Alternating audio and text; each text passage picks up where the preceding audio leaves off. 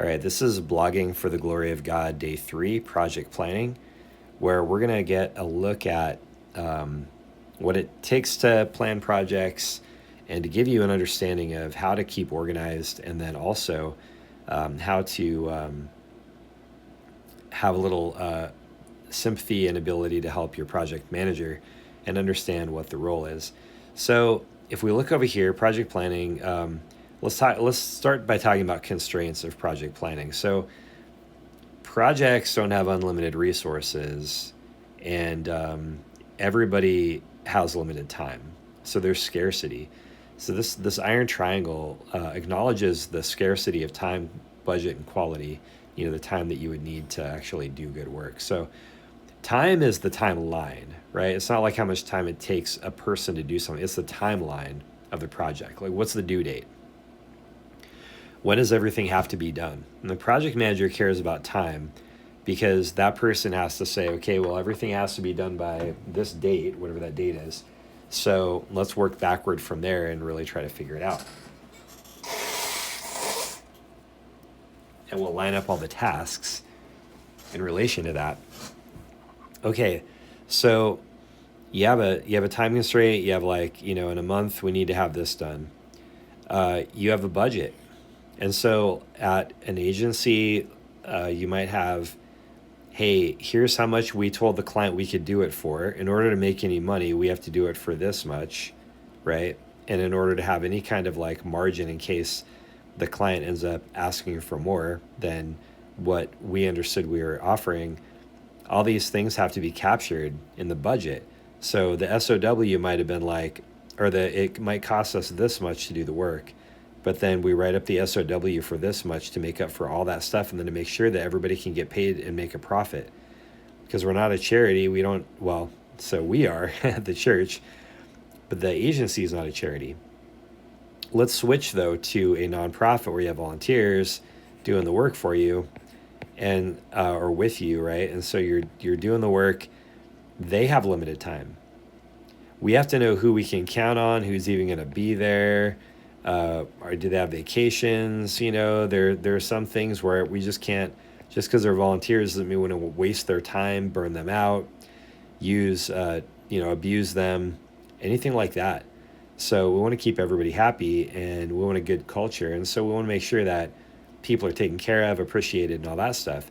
Well, if we don't acknowledge that these people have lives and they have constraints, so we can't just be asking them to do unlimited revisions on things because we've changed our mind all the time, then we have to acknowledge all that. And so even at the church, we have budget constraints because we have resource constraints. Okay, and then quality, usually, like, if you're talking about like, let's say you're building a fighter plane and you're the project manager, you need to know the deadline. You need to know how much you can spend, and so you can, how many engineers can we get? How many, builders can we get? How much factory time can we get? All this stuff. And then you have to know the quality. Like, what kind of fighter jet are we building? Are we building an old MiG where the state of manufacturing has got to the point where we can do that in hardly any time at all? Or are we building an F-35 that can, or something with vertical takeoff, that can just sit there in the sky stationary, and, what kind, do we need stealth technology? What do we need, for this aircraft? So we need to definitely figure out quality and so that we know what all we have to make. So, but in our situation, we have a PM who's managing creative work. And so the quality, really, the way Cherie has to think about it is in the sense of deliverables, right? Like, what deliverables do we need to create? Now, Cherie isn't going to be like, that creative isn't good enough, right? I mean, she might. It'd have to be pretty bad for her to step in and say, hey guys, are we really, like, what are we even doing here? Because the creative director and the copywriters and the designers should have figured all that stuff out already. And so quality should be already taken care of.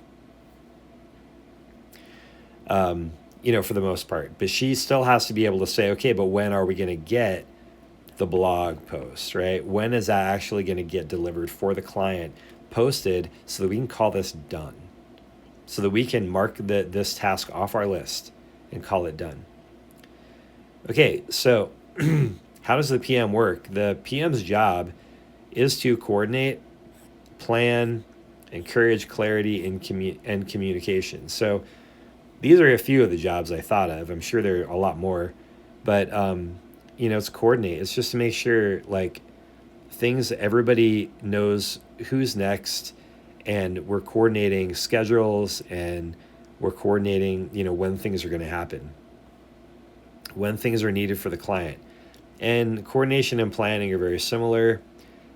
Planning, looking ahead, kind of seeing the big picture and saying, okay, great. I had a situation where I got on a call with a client and with a project manager, and we were talking about things, and the client never told us that they don't care about the SOW that was initially written. They don't care about our agreement that was written before. They need something else, and they need to us to help them get there. And we're like, we didn't hear that, so we're thinking she's saying we need to do the SOW, and we need to make all these things fit into the SOW, and we're trying to figure out how does that even work, right? And she was too shy to tell us that she didn't care about the SOW. Well, it's really kind of hard for a project manager to plan something when they don't even know what they're supposed to be planning, and we didn't even know to ask. Like, neither one of us sensed that we're going a totally different direction. So that made it tough to plan, right? And so the PM's job then, because it was tough to plan, then it's to get clarity and communication going. So we needed more clarity from that client, and neither one of us. In fact, I think that if a client doesn't tell you that SOW we signed, we don't want to do that anymore. We want to do this. Until they tell you that, you're still thinking you agreed on that SOW, and that's the assumption. And so, but we need clarity. So the PM needs to understand. If they don't understand, they need to say, hey, I need more clarity. And the thing about being a project manager, or even me who has hired and kind of coached and taught people how to be project managers, is that I have to be very patient with that person, so that when they need clarity, I'm not like, we already told you. That I'm like, okay, there's a reason you're not understanding, and I need to explain it more. And that's really, I've never had a situation where a good project manager who wanted to organize things, where I was like, that's a dumb question. I literally can't think of an example of where I thought someone's question was dumb as a project manager because they were asking for more clarity. Because even if I felt like I told them before, I'm like, okay, let's go over this again, because I don't think I was clear, and I'm not saying that because I'm talking down to them. I'm saying that because that's what's needed. Anybody who's on the strategy side needs to understand that, especially, and have that attitude. That, hey, they need to encourage clarity. If they don't understand, there's a problem, and we need to figure that out. Because the people I've worked with who are good PMs, they need clarity. They need you to explain it to them in detail, because they have to understand it in detail, and they can't make a lot of assumptions that you might think they should be able to make. And so, clarity. And then I had one time where someone said, if you want, like, we need you to understand it, because if you understand it, everyone will understand it. And what they meant by that was not it's dumbed down enough. It's like, well, probably that too, but what they meant was that if you understand it, then you will tell everyone else, right? And you will make it clear to everyone else. And that's the project manager's job. So encourage clarity, and then communication. So this one is maybe a little bit different, because when you're in a project, you need to know, like designers are famous for this. So a designer is going to say, let's draw a designer over here. They're gonna have a task, right? And this is the task, right? And they're done with it. and they sent the deliverable over to the next person, right? Whoever that is. Maybe it's the creative director. The creative director needs to look at it now and then get it ready for sending to the client. But this person, the designer, never checked their task as complete. And so even though they sent it to the designer or sent it to the CD, let's call this the creative director, the project manager doesn't know what the heck's going on. They don't know that this task is complete and that we're now ready to send to the CD, or it's sent to the CD. They don't know it's in the CD's hands. They still think it's back here. And so when the client's like, hey, what's the status? Or when the PM is just saying, hey, I need to make sure this project is moving, and they're seeing that it's still with the designer, that's not a good situation. So they're going to talk to the designer and say, hey, where's that design, right? Or, hey, better, like, hey, do you still have that, or did you hand that off yet? Or like, do you think you can get that done soon? Like, when's your ETA on that? Do you need more time? If you do, then I need to talk to the CD and make sure that they have enough time to review if you're giving them less time, because you're giving it to them here instead of here. And now they have only 3 days to look at it, or 1 day, or whatever it is, right? So that PM is basically, the PM doesn't take responsibility for something being late. The only reason they take responsibility for something being late is if they never checked on it. They never asked the question. That's when the PM is like, my bad, right? Because they need to raise the flag, right? If there's something late, they need to be able to raise that flag and say, hey, I need to know who's this with. Hey, do you need more time on this? Yeah, my grandma died, which happened to me this last month. My grandma died. I need a little more time. And you're going to be like, okay, we need to either get someone else to do it, or we need to, the people in the next phase, we need to coordinate with them and see if they can do some heroics and get it done quicker. So, and it all revolves around clarity and communication. So, all right. So what their job is to have answers to SME questions. What's an SME? On our F-35 or our MiG, that would be the engineer, like maybe an engineer. Or it would be in our case, a designer or a copywriter. The Cherie does not have to know what good copy looks like. She'll start getting a sense. And then when she sees a deliverable come out and it's not very good, she'll be like, hey, did you guys mean to send that out? And she'll raise that flag. But for the most part, she doesn't have to have answers. If the PM has to have answers, the project will slow down.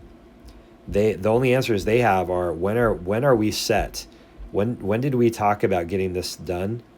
When did we talk about getting it done?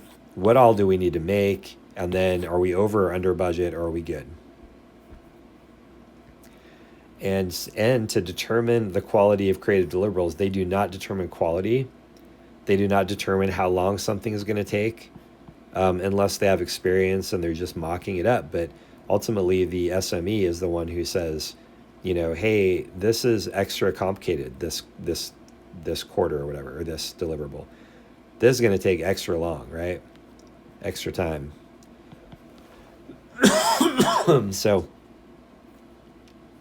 So, and there are other things they don't have to do too that I'm not thinking of right now.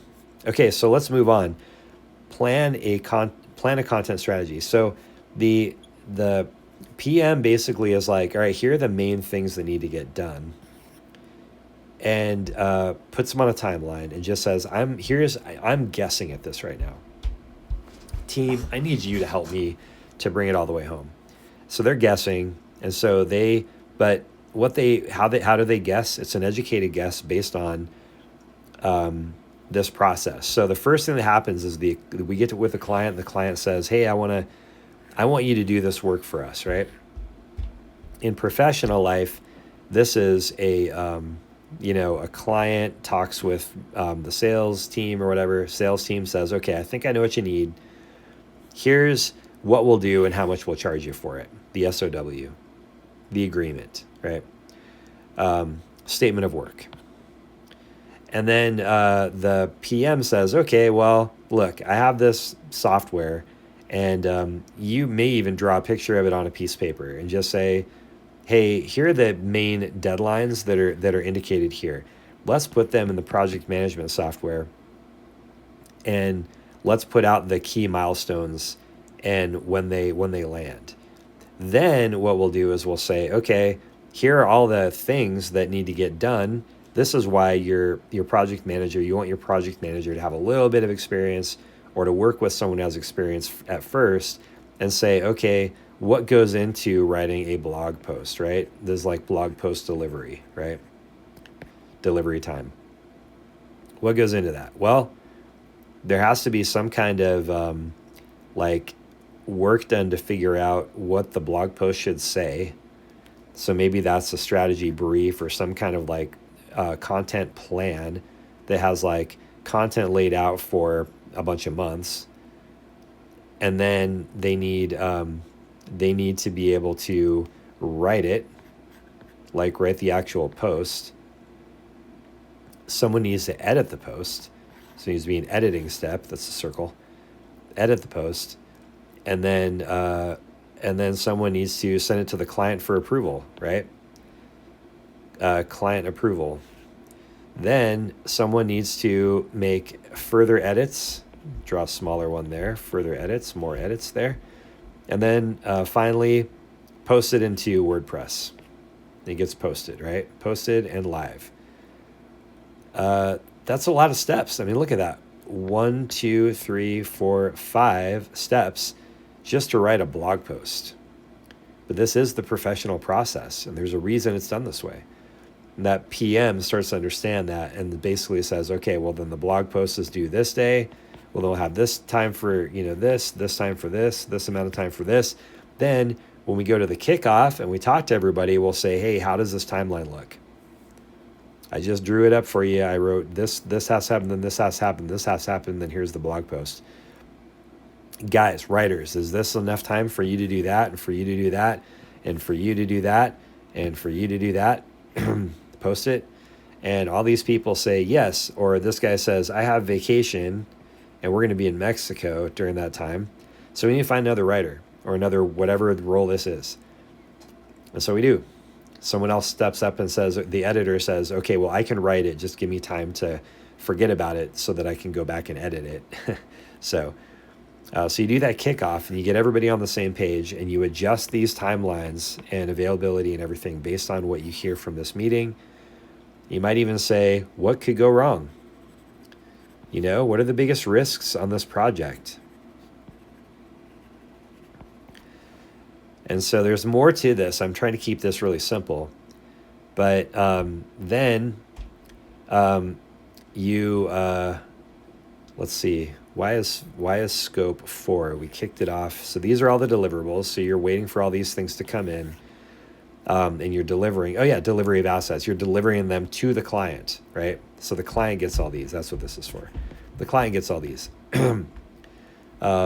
Here we have a blog represented, we have an email represented, and then we have 3 social posts represented, which is kind of typical, I guess.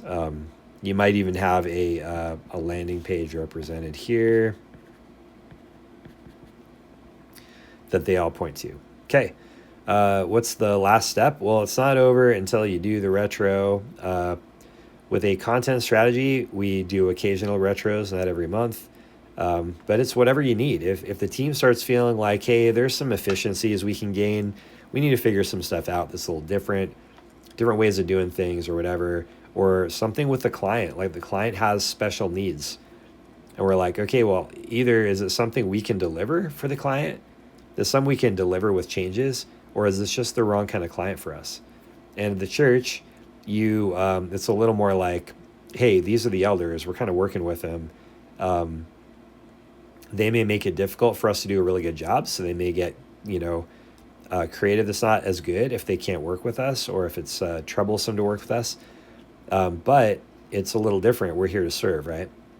So they'll have to deal with worse quality and maybe tougher deadlines, and depending on what the problem is, but we're not gonna like fire the client, right? Because you do fire clients in the real world. You're just like, hey, you need to find someone else to help you. We just can't do it in the same way you need it. So good. But how does she know what to do? How does the the the project manager know what to do? Well, she starts with the end, right? Go to the no, she doesn't go to the whiteboard. That's my note to myself. Don't go to the whiteboard. Okay, we're not going to go to the whiteboard. I should probably erase that. All right, so she knows by scope, by looking at the scope, because guess what matches? The SOW, the deliverables listed in the SOW, and the deliverables we deliver to the client. So those match, obviously, right? And so, good. So, plan a content strategy. So, this is kind of the workflow of planning. SOW, you put it in the program, you kind of mock it up. It's not perfect, but it's in there. You kick it off with everyone and adjust. And then you work the project until it's done, and then you're here and you deliver assets and deliverables. And then you have your retro to make sure, like, what can we do better? What can save us time, money, time, money, get us better quality? What can do that?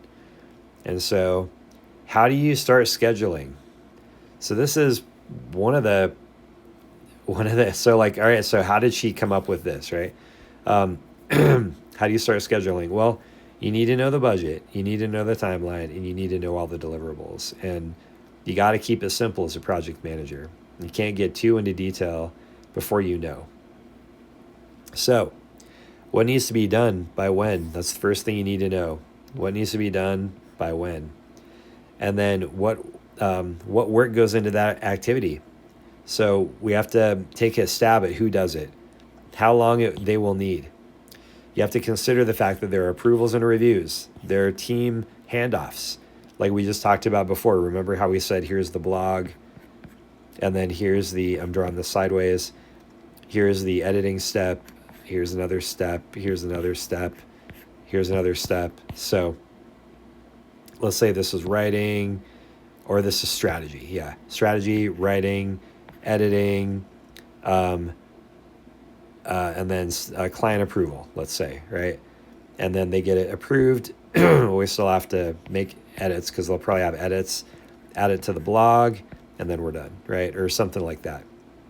So team handoffs, approvals, reviews. We need internal handoffs. We don't want to send something to the client that's half-baked.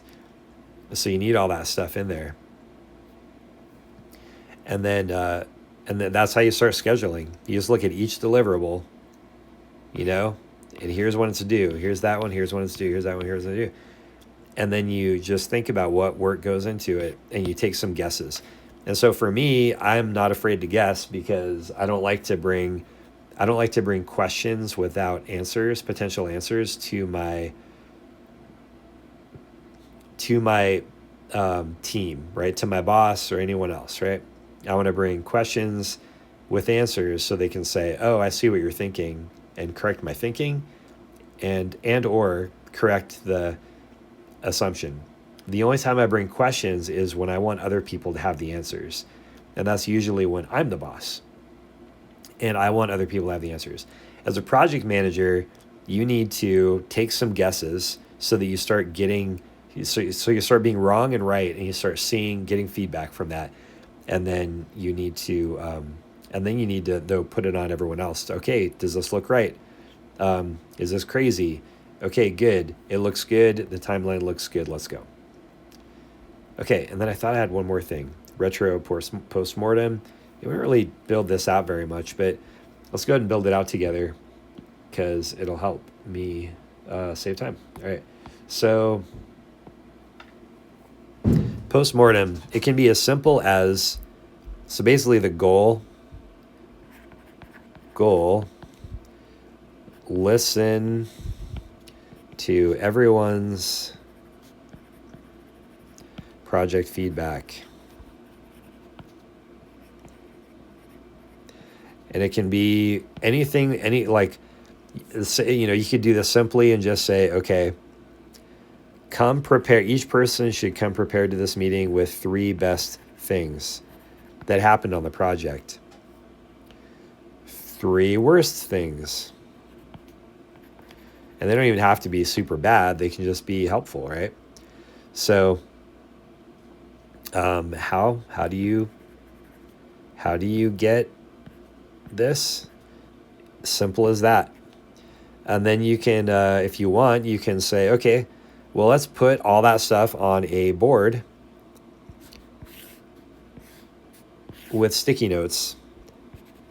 Best, worst. And then you say down here, you have all your sticky notes, right? You have a bunch of sticky notes. And then you say, okay, well, I want some of those to come up here because we want our 3 best things that happened listed there. And then let's do the same thing with the worst things. You guys can see how I do this now. What are the worst things? And so now you say like, okay, here's a bunch of these. Everybody brought their best things. But guess what? Here's one thing where a bunch of people said the same thing. So we stack those sticky notes and then we say, okay, is that really a best thing? We rank them. And then the top ones go here. 1, 2, 3 maybe. Same thing here. What are the worst things? 1, 2, 3. And then these things we might say, okay, what do we do next time? And then we have a little report, maybe a little email probably that goes out to everybody. So it's an email, right? Dear everybody. And then here are the things we decided we're going to change. And then we actually change the process next time. And so we don't make the same mistakes over again. All right. So that is that is project planning. I hope that's helpful. And I can't wait to talk and dig deep tomorrow with everyone and get some good questions from everyone. Thank you.